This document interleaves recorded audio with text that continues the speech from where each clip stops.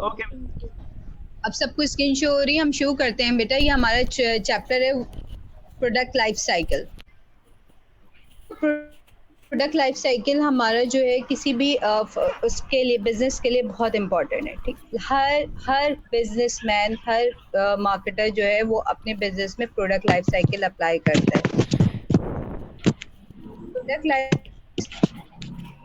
Cycle जो है ये प्रोडक्ट जिसमें जो है प्रोडक्ट की हम डेवलपमेंट चेक स्टेजेस होते हैं। जब प्रोडक्ट जो होता है एंटर होता है मार्केट के अंदर, ठीक है, ज्यादातर होता है कि नहीं जानते, कोई भी फैमिलियर नहीं होता उस प्रोडक्ट से, सही कस्टमर फैमिलियर नहीं होता। उसकी फिर एक लाइफ साइकिल होती है, वो उसकी एक लाइफ साइकिल होती है, वो फिर सब वो लाइफ साइकिल में स्टेजेस आते हैं। The first one is introduction stage, the second is growth stage, the third one is maturity stage and the last one is declining stage.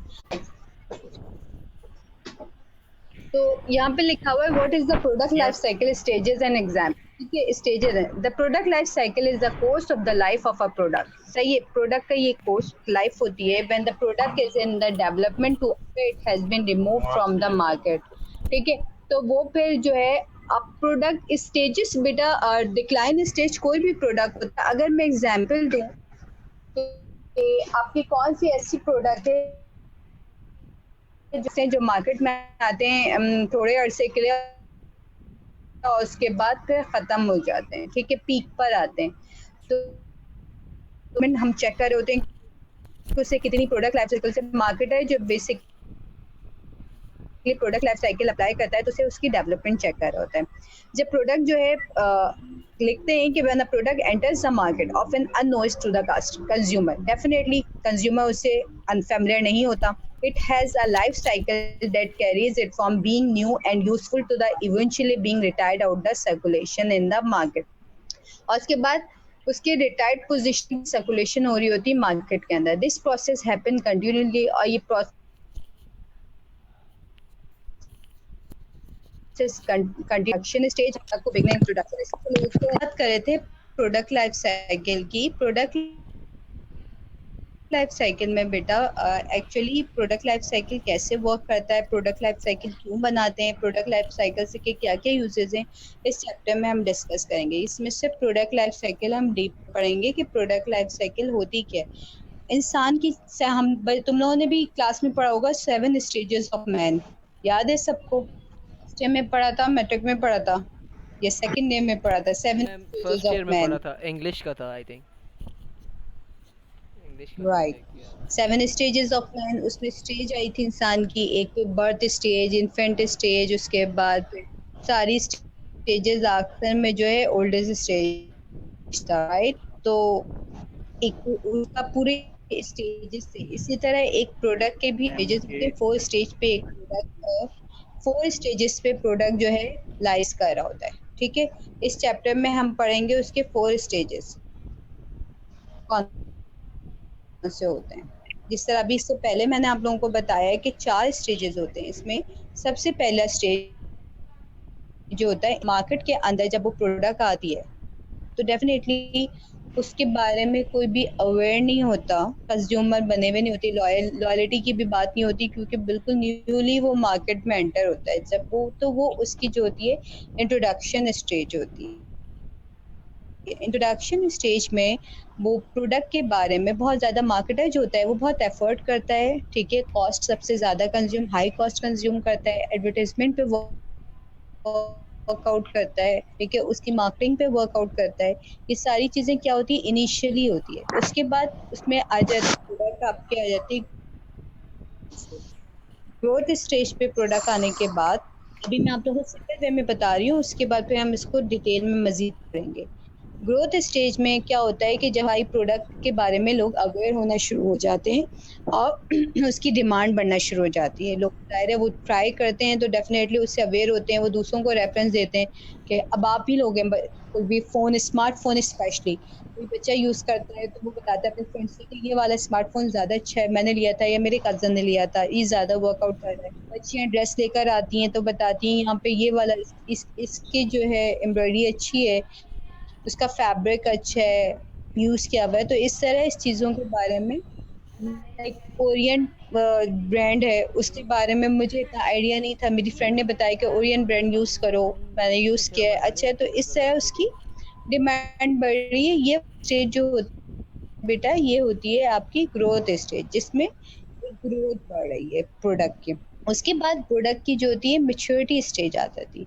Maturity stage बहुत ज़्यादा टफ होती है, उसमें हमारा कंपटीशन बढ़ जाता है। इनिशियल जो होते हैं स्टेज पे हमारा कॉम्पिटिटर इतना ज़्यादा एक्टिव, हाईली एक्टिव नहीं होता उस वक्त में भी, क्योंकि जब आप मार्केट में क्या चाहते हो, आपकी कोशिश क्या होती है, कोई भी न्यू, कोई भी इनोवेटिव चीज़ इंट्रोड्यूस करवाओ जो कि ऑलरेडी मार्केट में मौजूद ना हो, राइट। सब मैच्योरिटी स्टेज की, मैच्योरिटी स्टेज में क्या होता है, जो प्रोडक्ट होती है हमारी, वो एक मैच्योर स्टेज पे आ जाता है। उसमें कॉम्पिटिटर का प्रेशर जो है बहुत ज़्यादा बढ़ जाता है, हैवी प्रेशर ऑफ कॉम्पिटिटर होता है। अब मैच्योरिटी स्टेज जो होती है, पीक पोजीशन, हम नॉर्मल वर्डिंग्स में कहें तो पीक ऑफ द प्रोडक्ट, उसमें प्रोडक्ट हाईली डिमांडेड होता है, बहुत ज़्यादा जो है उस कंज्यूमर उससे अवेयर हो चुके होते हैं, लॉयल कस्टमर्स हमारे बन चुके होते हैं, ठीक है। अब उस टाइम पे, पीक टाइम पे, 2 चीज़ें होती हैं। ज़ाहिर है आपने कोई चीज़ लॉन्च की हुई है, उस वो 2 स्टेजेस क्रॉस करके आ चुका है। अब ये मैच्योरिटी स्टेज पे क्या होता है कि मैच्योरिटी स्टेज पे अब प्रोडक्ट जो होती है, वो उसके पास 2 ऑप्शन होते हैं, या तो वो इनोवेशन की तरफ चली जाए, मैच्योरिटी पे एग्जिस्ट करते रहे, वो डाउन पे ना जाए, या फिर अगर उसने इनोवेशन या अपने कॉम्पिटिटर को ब्लास्ट नहीं किया तो वो डिक्लाइन पे आ जाए।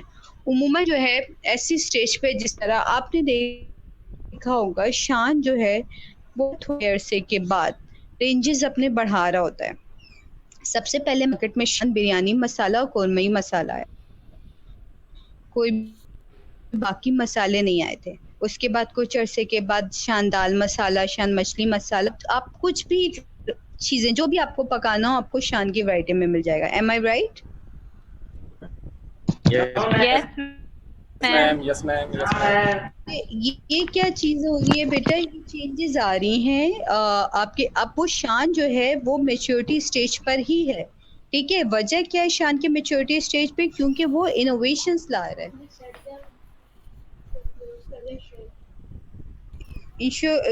वो ला रहा है, इनोवेशंस ला रहा है। इनोवेशंस जो है वो कैसे आ रही हैं बेटा, कि वो नई नई चीज़ें इंट्रोड्यूस करवा रहा है, इस वजह से वो अपनी मैच्योरिटी स्टेज से वो डिक्लाइन नहीं हो रहा।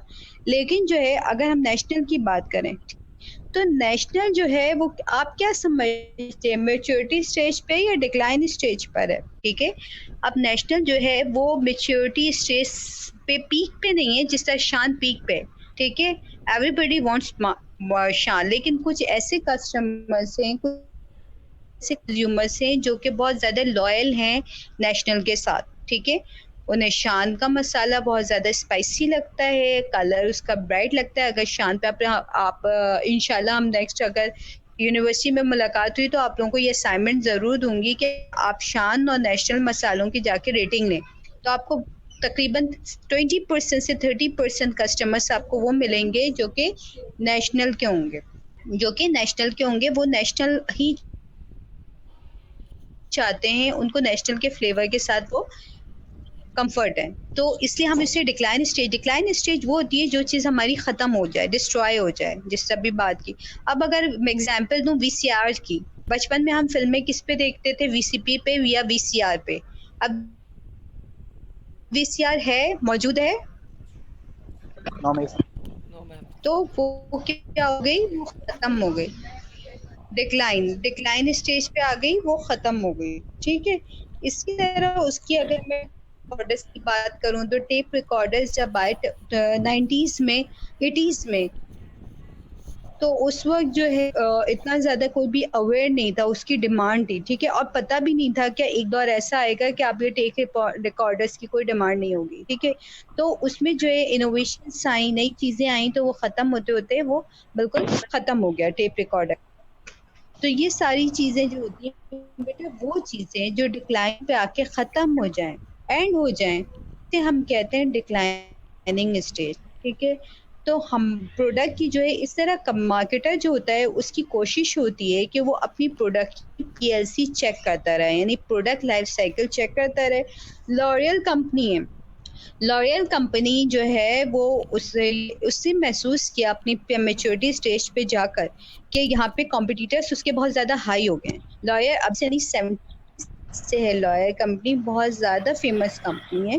जब उसने ये महसूस किया कि उसकी जो है कॉम्पिटिटर्स बहुत सनसिल्क हो सकता है उसको बीट कर, ठीक है। सनसिल्क की डिमांड बहुत ज़्यादा बढ़ रही थी, तो सनसिल्क की बीट होने के लिए लॉरियल ने नई चीज़ क्या इंट्रोड्यूस करवाई, शैम्पू फॉर कलर्ड हेयर्स, ठीक है। और वो कलर्स लेकर आया, रेंजेस लेकर आया, तो इस तरह लॉयर ने एक अपनी न्यू मार्केट बना दी अपने कस्टमर के लिए। अब किसी को भी अगर जो है जिन्होंने लड़कियों ने डाई करवाए हुए हैं बाल, जिनके कलर्ड हेयर्स हैं, तो उनकी जो है कोशिश होती है कि वो लॉयल को ही चूज करें। इस तरह से कंपनीज होती है अपनी अपनी पोजीशन को बरकरार रखने के लिए कुछ ना कुछ इनोवेशंस ला रही होती हैं, ठीक है। डेंटोनिक की मैं हमेशा अपनी एग्जांपल देती हूँ। डेंटोनिक जो है वो आप बताइए डिक्लाइनिंग स्टेज पे, मैच्योरिटी स्टेज पे? Ma'am declining. डिक्लाइनिंग स्टेज पे, ठीक है। लेकिन अभी और भी वो मैम मार्केट, नोकिया भी इसी कैटेगरी। ओके, ये बताओ कि डेंटोनिक जो है अभी भी मार्केट में पे क्यों आ रही है, वो खत्म क्यों नहीं हुई डेंटोनिक? मैम अभी कंप्लीट डिक्लाइन नहीं हुआ है इसका। कुछ कस्टमर्स हैं और आई थिंक ये जनरेशन खत्म होगी तो फिर उसके बाद वो कस्टमर्स भी गायब हो जाएंगे। हाँ,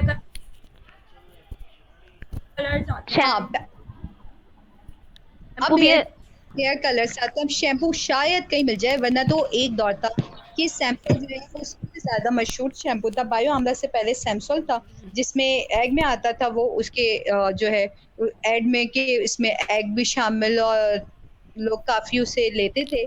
लेकिन जो है उसके बाद जो है जब सनसिल्क और पैंटीन मार्केट में आया तो उसने सब कुछ जो है वो रिमूव कर दिया, ठीक है। तो सैमसंग जो है कुछ दिनों के लिए बिल्कुल डिक्लाइन हो गया, बिल्कुल मार्केट से गायब हो गया, लेकिन फिर कुछ अरसे के बाद उसने जो है उसने देखा कि कलर रेंजेस नहीं है, तो वो मार्केट में अपने साशे कलर्स का लेकर आया सैमसंग। तो अभी भी बहुत कम लोग हैं जो अवेयर हैं और जो लॉयल कस्टमर्स हैं, वो शायद ले लें तो ले लें। मैं डेंटोनिक की बात पे दोबारा आती हूँ। डेंटोनिक जो अभी तक मार्केट में मौजूद है या फॉरेंस मौजूद है, उसकी वजह ये है कि जब हमने प्रीवियस क्लास में पढ़ा था तो हमने पढ़ा था कि कुछ प्रोडक्ट्स होते हैं जिनकी जो है प्रोडक्शन हैवी होती है, सिर्फ प्रोडक्शन हो रही होती है, उन्हें कस्ट उसे ये नहीं होती कि उनकी चीज़ कितनी ज़्यादा सेल हो रही नहीं हो रही, उनका पर्पस जो होता है हैवी प्रोडक्शन होता है। तो यहाँ पे क्या होता है, टिंटोनिक जो बन रही है तो उसके कुछ लॉयल कस्टमर्स हैं जो बहुत पुराने हैं, जो डेटोनिक के अलावा कहीं और मूव नहीं करते, तो जो 2-4 लोग हैं, या फिर अगर आप बात करें तो वो बहुत नॉमिनल प्राइस में हैं, तो जो डाउन फैमिलीज हैं वो यूज कर रही होती हैं, ठीक है। तो इस वजह से वो अपनी मार्केट में एक पोजीशन लेके, लेकिन हम उसे डिक्लाइनिंग स्टेज पे ही कंसिडर करेंगे, ठीक है। किसी वक्त भी उसको जो है एक वक्त आएगा, जिससे आप लोग रेक्सोना सोप से अवेयर नहीं हो। अब मैं अपने बचपन की बात करूं तो हमारे जो है फादर बहुत शौक से सिर्फ वो रेक्सोना ही सोप यूज किया करते थे, लेकिन फिर जब लक्स मार्केट में आया और कैपरी आई तो रेक्सोना जो है वो रिमूव हो गया, खत्म हो गई मार्केट से।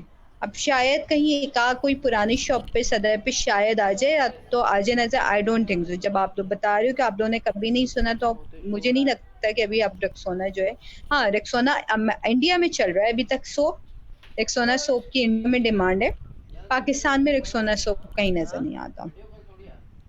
मैम एक क्वेश्चन है, जब एक चीज सेल नहीं हो रही तो उसकी प्रोडक्शन क्यों करती है कंपनी? उसका बेस, उसकी क्या वजह होती है कि अपने आप को जिंदा, अपनी आप पॉज पे लगा रहे हैं सब चीजें और सेल हो नहीं रही, तो उसकी क्या वजह है? देखो कोई भी ऐसी चीज, अब तुम्हें मैं कहती हूँ कि शामिरान जाओ और ये 10 कलम है इसे बेच कर आओ, ये 10-10 पेन से इनको बेच कर आओ। तुम पहले दिन जाते हो, तुम कहते हो मैम कोई इंटरेस्टेड नहीं था, मैं कहा बेटा दोबारा ट्राई करो। तुम दूसरे दिन जाते हो तो कहते हो मैम सिर्फ 2 पेन बिके, तो मैं तुमसे क्या कहूंगी कि आलियान 2 पेन बिके ना, आगे भी बिक जाएंगे। तुम 10 दिन लगाओ, महीना लगाओ, फिर पूरे महीने की बाद तुम कहते तो मैम चले यार 9 पेन तो बिक गया, एक रह गया। मैं कहा फाइन, एक बच गया, कोई बात नहीं, ठीक है। इसी तरह इसकी एग्जाम्पल है, जो प्रोडक्ट्स हैं जो मार्केट में इतनी हाईली सेल नहीं हो रही, बट कहीं ना कहीं उसकी सेलिंग हो रही है। कोई ना कोई ऐसी जगह है जब भी वो प्रोडक्शन कर रहा है, वरना वो कभी प्रोडक्शन ना करे। डिंटोनिक की मैंने अभी कहा था ना, लॉयल कस्टमर्स कुछ हैं, जो डेंटोनिक के अलावा कोई और यूज नहीं करते। मैं अभी एक खातून से मेरी कुछ अरसे पहले मुलाकात हुई थी, बहुत एजेड थी। उन्होंने कहा हमारे दांतों को तो डेंटोनिक सूट करता है। अब तो उनके दांत भी नहीं रहे, अब भी वो डेंटोनिक लगाती हैं। तो मतलब वो है कि वो लॉयल है शुरू से, उन्हें लगता है कि मैं डेंटोनिक के अलावा कोई और यूज नहीं कर सकती। हमारी दादी जान अभी जनवरी में उनकी जो है उनके बाल कमर तक के स्टिल अभी तक थे, 90 प्लस ही। उन्होंने बायो आमला के अलावा कभी कुछ और यूज नहीं किया। उन्होंने बोला कि जब बायो आमला नहीं था तो हम मुल्तानी से अपने बाल धोया करते थे, और जब से बायो आमला आया तो हमने बायो आमला यूज किया। हालांकि बायो आमला की मार्केट में इतनी डिमांड नहीं है, बट कुछ लॉयल कस्टमर्स हैं जो मूव नहीं करते हैं। तो इससे ये बेनिफिट लेते हैं मार्केट में जो मार्केटर्स होते हैं, तो वो प्रोडक्शन अपनी कर रहे होते हैं और किसी न किसी एरिया में वो सेल हो रही होती है, जब भी उसकी प्रोडक्शन हो रही होती है। हाँ, जो प्रोडक्ट बिल्कुल जिस तरह आप पेंटियम 1 की बात करें, कम नोकिया की आपने एग्जांपल दी। अब आई डोंट थिंक सो कोई 3310 और अभी नोकिया जो है, नोकिया फिर भी बैलेंस यार मासियों के पास भी मौजूद होता है। मेड्स जो हमारे घर पे आती हैं या जो हमारे यहाँ ग्रैंड पेरेंट्स हैं जो ज़्यादा जो स्मार्टफोन्स वगैरह वेयर नहीं है, सिर्फ फ़ोन पिक एंड ड्रॉप के लिए यूज़ करते हैं, तो उनके पास भी आपको नज़र आएगा। अब उनकी कोई भी वो अब उनकी मेकिंग नहीं हो रही है, वो पुराने जो है उसी को वो मूव कर रहे हैं मार्केट के अंदर। ये बताओ, एक और माइंड में एग्जांपल आई है मेरे, आपका जो है यूपीएस जो वो कौन से स्टेज पर है? घरों में जो यूपीएस यूज कर रहे होते हैं, मैच्योरिटी पर है, डिक्लाइन पर है, ग्रोथ पर है? वो तो मैच्योरिटी स्टेट पर है आई थिंक। मैच्योरिटी पे चली गई या डिक्लाइन पे भी कह सकते हैं, क्योंकि अब सोलर ने उसको रिप्लेस कर रहा है।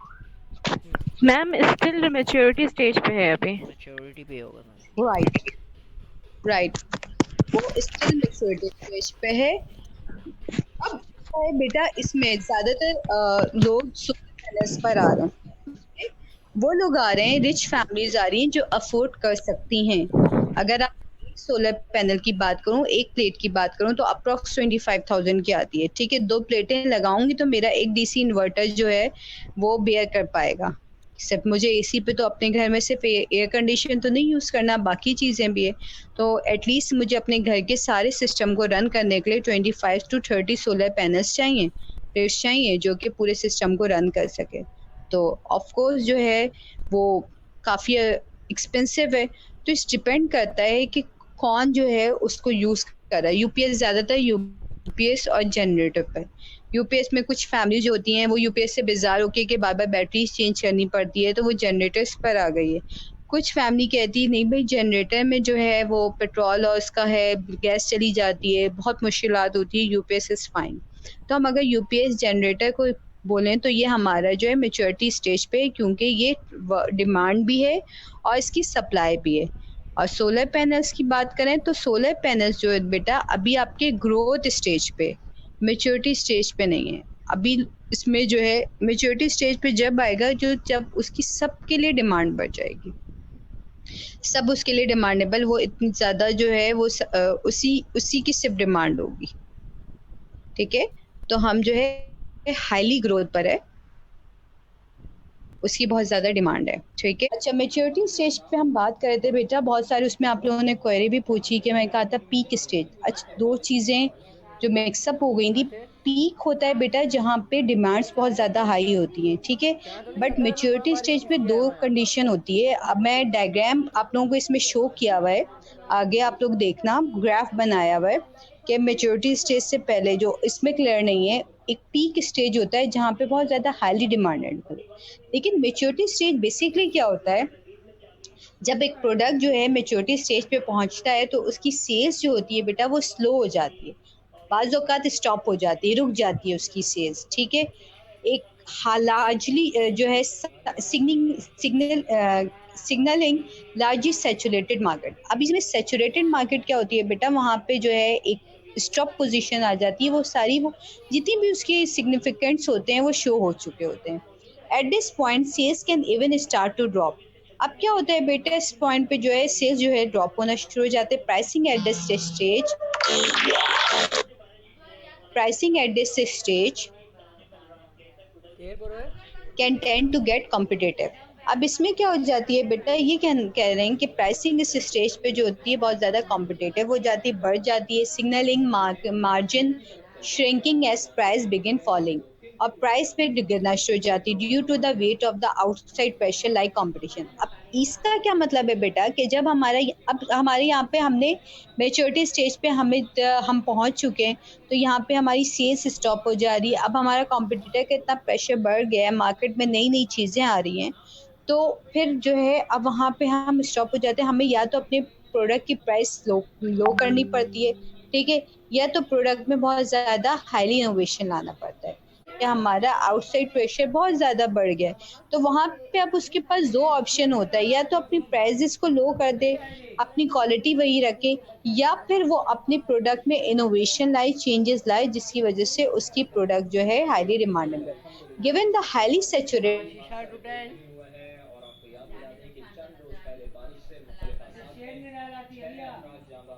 push out of the competition.